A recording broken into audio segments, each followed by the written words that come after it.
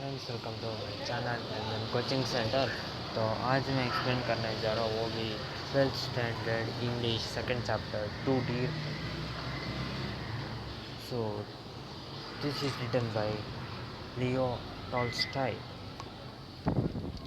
So near the border of the France and Italy, in the shore of Mediterranean Sea, near the shore of the Mediterranean Sea, there lies a small tiny kingdom that is called as Monaco, and it has many a small country town can be boast more inhabitant than this kingdom. So small countries town can be more big than this kingdom, they say, for there are only about 7,000 of them, or told 7,000. If all the land of the kingdom, if they divide, there would not be an acre for each of the people. One acre of the land also, each people in that kingdom will not get. But in this the Thai kingdom, there is a real kinglet, and there is a palace, and courtiers, ministers, bishops, generals, army out there in this kingdom. It is small, but also they have some kingdom. What the kingdom should have, all the things this kingdom has. If it is small also, but it is consisting this much. Next,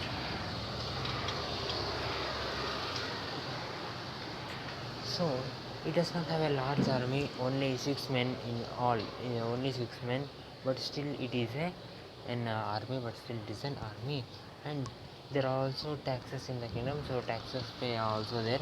So a tax on tobacco and on wine and spirits, and poll tax are the taxes they take in that kingdom. But though the people they drink and smoke as people do in other countries, so as people do in other country, the people of this kingdom also do the same.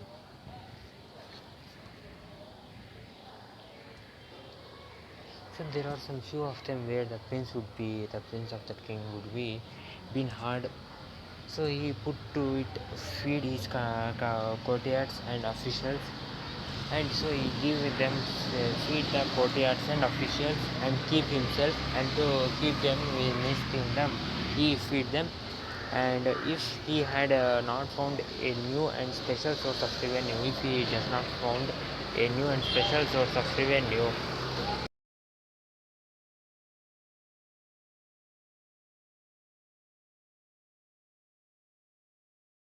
house where people play roulette. So where people play a game called roulette.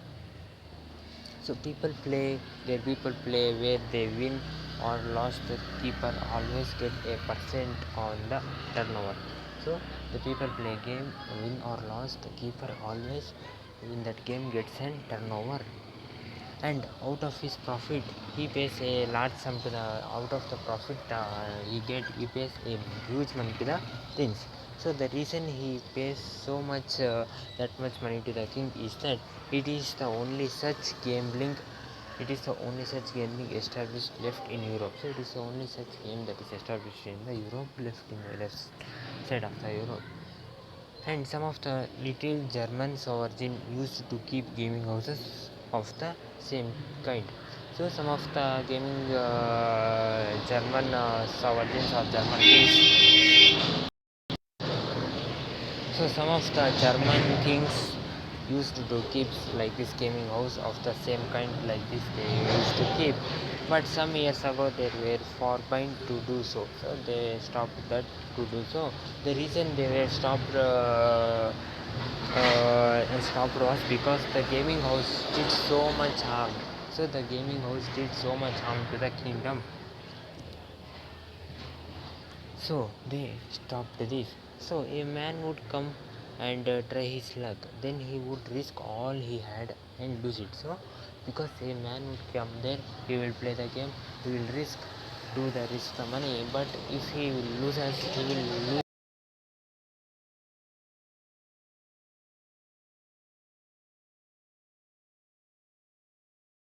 risk money that did not belongs to him and lose that too. So if he borrows money, loan if he takes, that also he will put into the risk.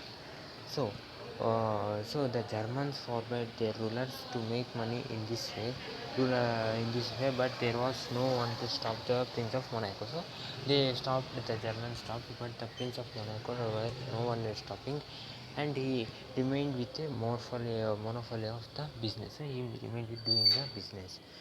So now everyone who wants to gamble goes to Monaco. So everyone who wants to play that game goes to Monaco. Whether they win or lose, the prince gains by it. So whether they wins the game or lose the game, the prince of the Monaco get the money. You can't earn stone palaces by honest labor. As the proverb says, you cannot earn stone palaces by an honest laborer. So the kinglet of Monaco knows it is a dirty business, but what is he to do? So what he can do, he know that he is dirty business, but he has to live. He is not getting a revenue from his kingdom. So he is going to this option. If he was getting revenue, he was not using this option. So he is not, and to draw a revenue from drink and tobacco is also not a nice thing from getting the money from drink and tobacco. So he lives and regains and rakes in the money and holds his court with a ceremony of real kings he does. And he has his coronation, he leaves, he rewards, sentences, pardons, and he also has his reviews, councils, laws, courts, and justice. He also has all the things in his kingdom, just like other kings, only all one.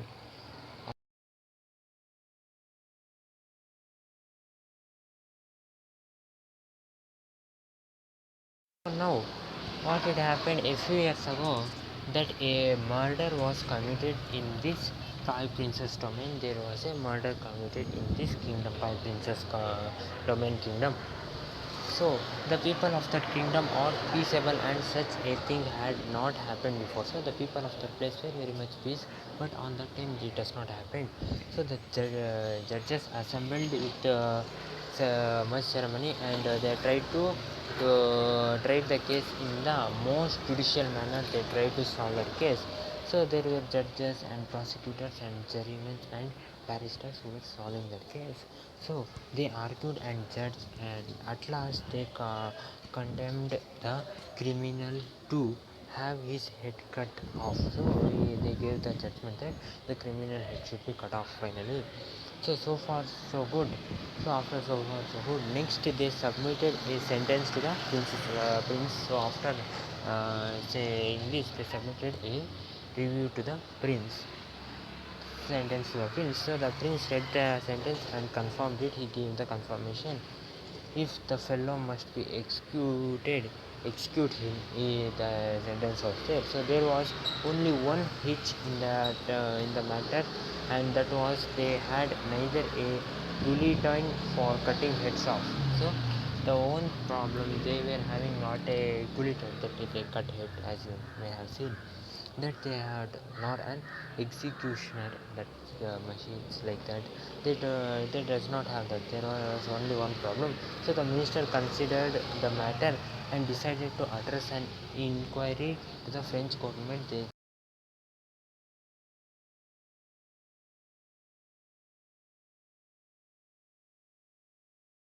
And criminals said they may give us the machine to write the message to the give the message to the French government. And if so, if they give that, would their French kindly inform them what it would cost, what money the machine would cost?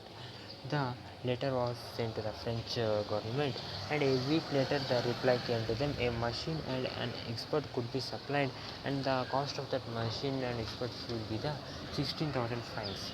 So this letter came to the prince. So the after this was laid before the king, and he thought it over. The king got that letter and he thought it over. 16,000 francs, he thought, the wretch is not worth the money. So for that thing, that money is not worth. They said, can't it be done somehow cheaper? So it can't be cheaper. You can buy. Why 16,000 francs is more than 2 francs a head on the whole population. So it is more than a two heads on the population. The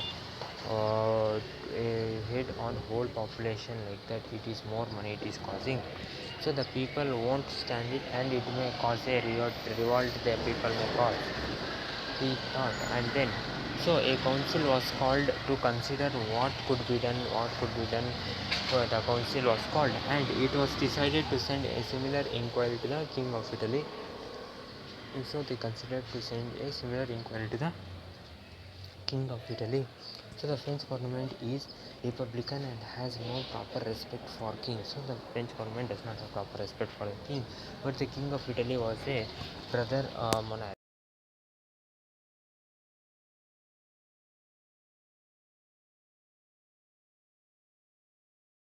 And could make the thing cheaper in a cheaper manner.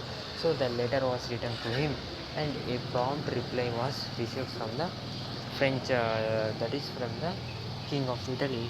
So the Italian government wrote that they would have pleasure in supplying both the machine and an expert. They will have very much pleasure to supply that, and the whole cost of both the machine and the expert will be 12,000 francs, including traveling expenses also it will be.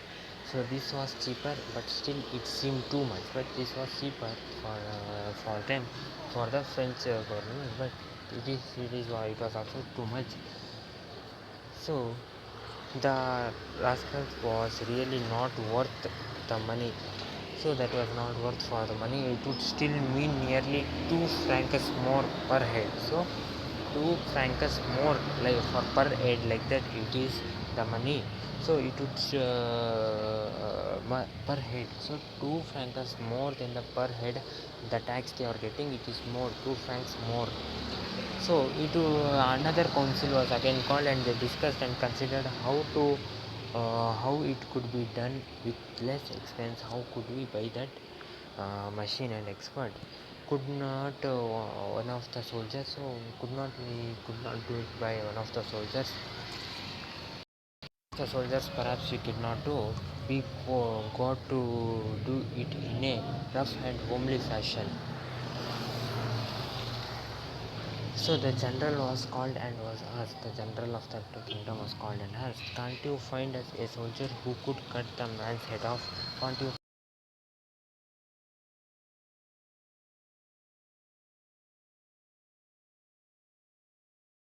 In fact, that is what they are trained for, killing the people in the war.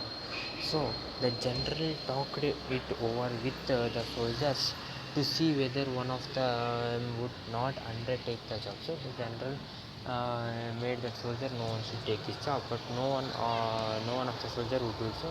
The general want to make the soldier.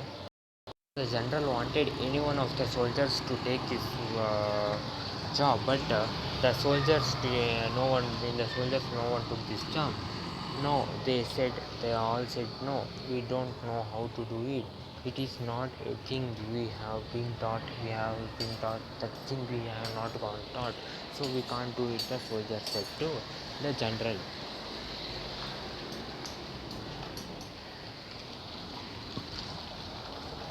So then what was to be done? What could be done? Again the minister considered and recognized. They again the ministers of the kingdom they considered and they recognized. They assembled a commission. They assembled a commission for that, and a committee and a subcommittee. And at last they decided that the best thing would be. At last they decided that in the committee, subcommittee, and the ministers they decided that that the best thing would be to alter the death sentence to one of the imprisonment for life. So we can give the so the best thing they would be to alter the death sentence to one of the imprisonment for life. For life they may alter the death sentence to the one of the imprisonment. So this was unable the prince to show his mercy, and it would come in cheaper the prince's thing. So the prince agreed to this, and so that the matter was arranged, so that the thing was arranged. The only hitch now was that there was no suitable prison for a man sentenced for life. So there was no man who was sentenced for life. There was a small lockup where people were sometimes kept temporarily, but there was no strong prison fit for permanent use. They do not have any strong prison. However, they managed to find a place that would do. They will find that place, and they put the and then they put the young fellow there and placed a guard over him. They gave the guard, he put them into the prison, and the guard had to watch the criminal and had also to fetch his food from the palace kitchen. So he also want to take the prisoner, and also he want to take them for food from the palace kitchen. So the prisoner remained there month after month till a year he passed out in that prison. But when a year has been passed, the kinglet, looking over the account of his income and expenditure, one day he noticed a new item of expenditure. He noticed one time on looking upon it. Once he was looking his account, he watched that, and this was for the keep of the criminal. So that money that expenditure happened, that was for keeping that criminal.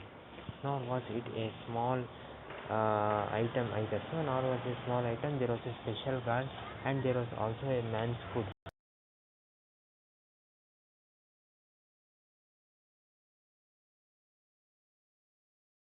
A year they were paying for, means they were giving,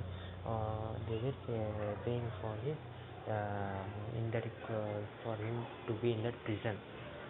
So, and the worst of it was that the fellow was still young and healthy. So the worst thing was he was still young and healthy, and might live for more than 60 years.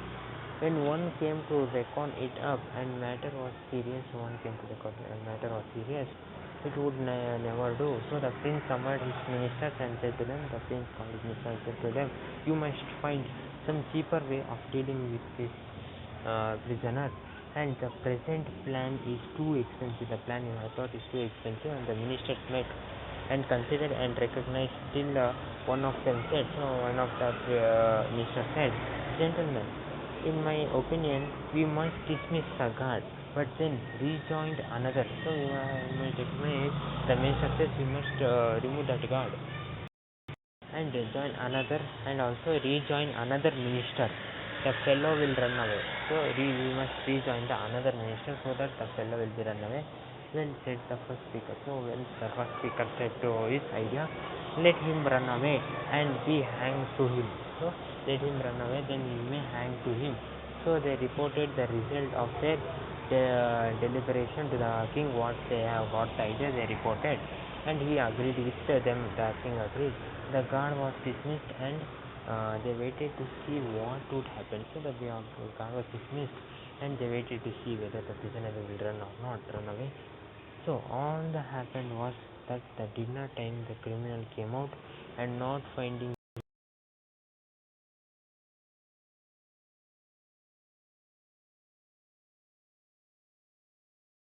there was no guard, so he went to the prince's kitchen and he took the food. He prepared the food, and then his own dinner, and he took what was giving him and returned. By cooking that, he returned to the prison. Next day the same thing occurred. He went for his food at the proper time, but as for running away, he did not show the least sign of it. So he did not show the least sign of running away from that prison. What was to be done? They considered the matter, and what to do again? They called the king. Called. We shall have to tell him straight out. So the king thought we shall have to tell him straight out that he may run away or he should not be there. Said they. So they said, the ministers or the king said, we can say that we do not want to keep him, that we cannot want to keep him. We should tell him straight away. The minister of justice had him brought before him. So the minister of justice said him, why do you not run away? So the minister of justice asked the prisoner, why do you not run away? There is no God to bring you back. You can go where you like, and prince will not mind if you run away also. The minister said to the prisoner, I dare say the prince would not mind. I dare to say that the prince would not mind. The king man replied, but I have nowhere to go. What can I do? So if I go also, what can I do? You have ruined my character by your sentence, and people will turn their backs on me. So the people would not give me any job. You have given the sentence that I am a prisoner. So besides, I have got out of the way of work.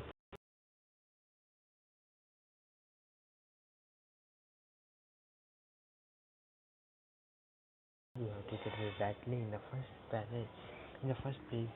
When once you sentenced me to death, you thought to have executed me, but you did not do it. So you thought to finish hang me death, but you did not do it. That is one thing, and I did not complain about it. I did not complain that you did not hang me. Then you sentenced me to imprisonment for a life, putting me a guard to bring me my food from the king's kitchen. But after the time, you took him away again, and I had to fetch my own food from the king's kitchen. Then again, I did not complain. But now you actually want me to go away. I can't agree to that. No, I can't agree to that. You say me go away. Means how can I agree? You may do as you like, but I won't go away. So you may do what you want, but I won't go away. What was to be done? What could be done? Once more, the council or the ministers were thinking, what course could they adopt? What could they do to send this prisoner away? So the man would not go. They thought. So they reflected and considered. The only way to get rid of him was to offer him a pension. So the only thing was giving him a pension. So the only way to get it is giving him pension. So there is nothing else for it. Said they. They said we cannot do anything more than that. So giving him pension is our only last option. So we must get rid of him somehow. So they fixed was 600 francs, and this was announced to the prisoner. They gave him 600 francs, and they sent him away. So, well, said he, you are giving me 600 francs money. Okay, I will go. I don't mind so long as you undertake to pay it regularly. So, I don't mind to go out, but until you should pay me the 600 francs regularly. On the conditions, I am willing to go. So, this condition, I am willing to go out. So, the matter was settled, and he received 1/3 of his annuity in advance and left the kingdom's domain. So he received 1/3 of his money in advance and left that kingdom. It was only a quarter of an hour by rail, and he emigrated and settled just across the frontier. So he emigrated by the rail, and he settled in the frontier, where he bought a bit of land and started market gardening. So where he bought a little bit of land and started market gardening, and now lives comfortably. So now the prisoner lives comfortably, and he always goes at the proper time to draw his pension. He always goes to the kingdom in a proper time to take the pensions. Having received it, he goes to gaming tables and takes 2 or 3 francs, and he gives 2 or 3 francs, and sometimes he wins and sometimes loses, and then returns home, and he lives peacefully and well. Then he plays the game. The king is toy kingdom, so he plays their game. So he sometimes loses, sometimes he wins, sometimes he loses, but also he returns his home and he lives peacefully and well. Then it is a good thing that he did not commit his crime in a country. So it is the good thing that he did not commit his crime in a country where they do not grudge expense to cut a man's head off. So he did not accept his crime in a country where the people or the king of that country do not be interested in cutting a man's head.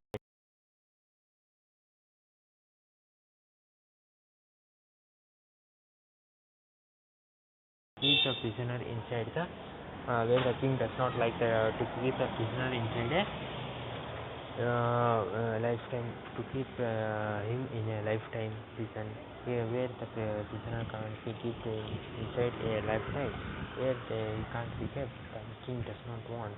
He can't be in that king or kingdom. Sorry, he can't be in that kingdom.